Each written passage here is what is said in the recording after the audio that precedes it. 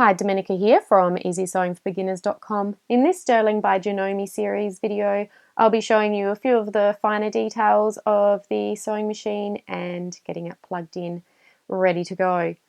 Okay, so I think we'll start with the stitch selector. You have a few stitches to choose from. At the moment it's set on stitch A, so you can see from the pattern guide here that A is your standard centered straight stitch, and that's what you'll most likely be starting on as you're getting to know the sewing machine.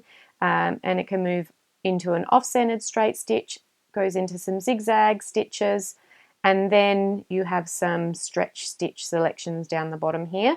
And to change those, you simply turn the knob depending on which stitch you would like, and lining up with the dot at the top. And these ones here are your buttonhole stitches. So I'm just going to put it onto A, which is the straight stitch, and then the knob here on the right is your stitch length. So you can adjust it depending on how long you want your stitch length to be. And so usually I'd sew on a 2.5 to 3, so I'd leave it on a 2.5. And this SS around here, while we're looking at it, these are your stretch stitches.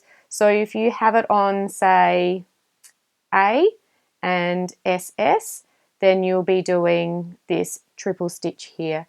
And so these are really good for your stretchy fabrics.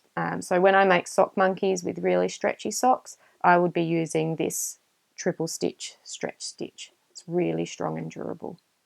Okay, so I'll just turn that back to 2.5, and I've got an A.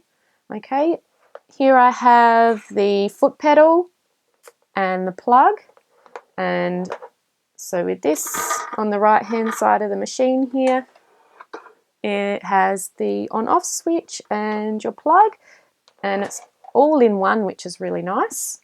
So I'm just going to plug that one in there. Go.